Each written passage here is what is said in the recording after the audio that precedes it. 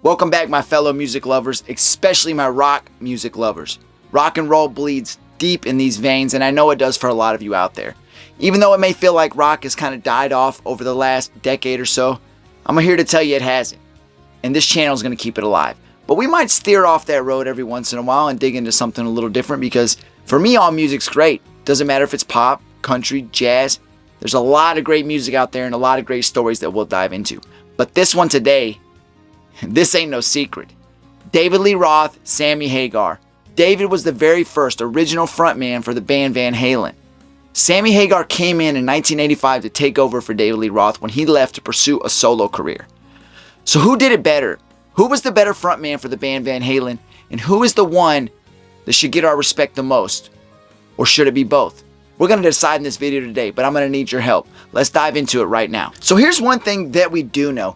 Change is the one constant in life. It's a thing we can always count on, no matter what. The thing is, when we expect it to happen, we expect change to occur, whatever situation it is in life, then it's not really a surprise to us and it doesn't bother us too bad. But it's when we don't expect that change, or it takes us by surprise, that it really psychologically takes an effect on us. And if it ends up working out for good, it's great and we can get over it. But if it ends up turning out bad, then it just makes it even worse mentally for us and can take us down a bad road. Now listen, this change in the band Van Halen, I'll be honest with you, I wasn't there when it happened. I only know by the historical archives and by family and friends that were there. And that debate was in my house quite a bit, especially when the family was hanging out on a weekend, playing spades, drinking beer, jamming music.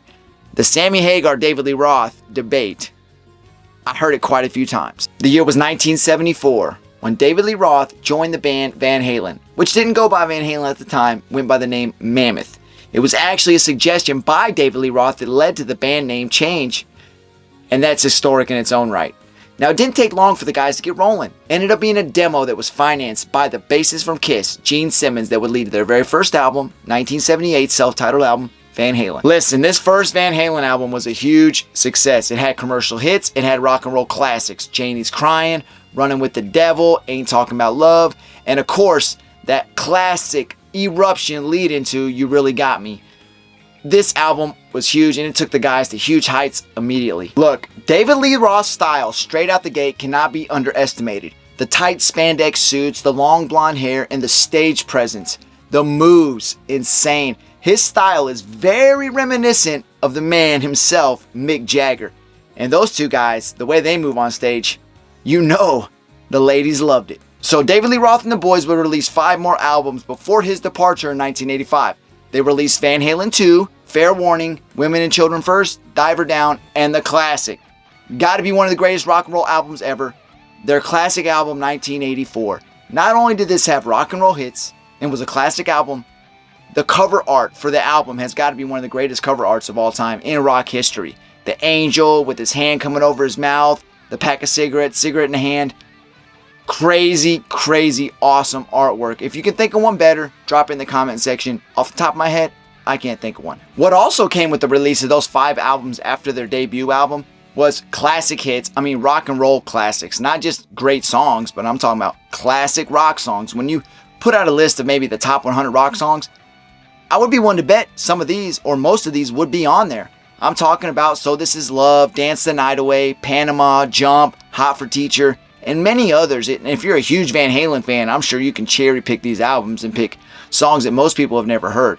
But no doubt, with David Lee Roth at the helm, rock and roll history was made with the band Van Halen. It was 1985. David Lee Roth is leaving the band Van Halen to go pursue his solo career.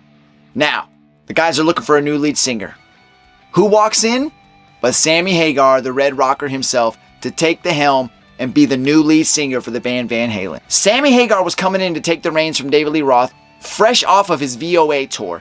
This wasn't just any guy though. Sammy Hagar had already released 8 studio albums by this point. So for any band, this would be a huge, huge catch to bring this guy in as your new lead singer. Anybody would love that, right? But the thing was, he wasn't just joining any band. He was joining Van Halen. Now, Sammy and the boys got in the studio to work on their very first album together. 5150, released by Warner Brothers Records March 24th of 1986. I'll tell you right now, to say this album was phenomenal just might be an understatement.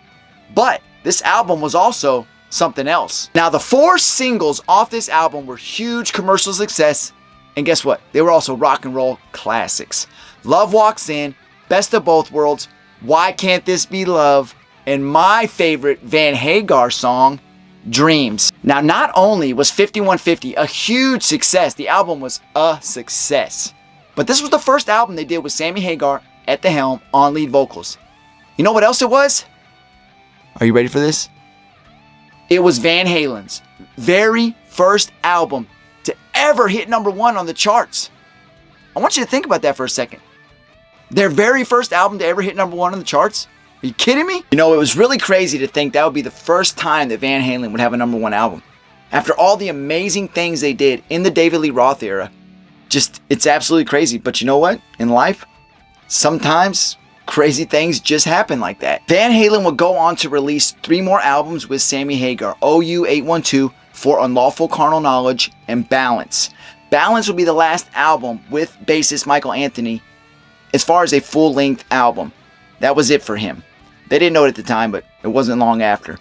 But the crazy thing was, not only did their first album, 5150, go #1 with Sammy Hagar, all 3 of those albums went #1 as well. Insane! So Sammy Hagar no doubt brought a different style to the band.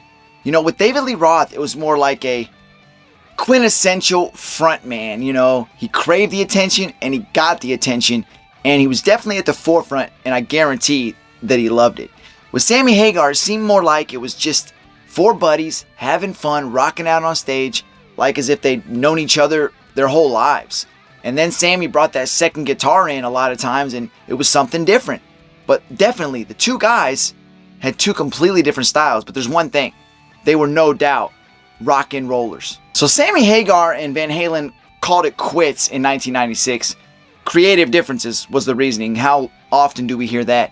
He eventually rejoined the band in 2003 all the way through 2005, but it was clear and publicly known that things weren't well between them. So after 2005, Sammy era was officially done with Van Halen.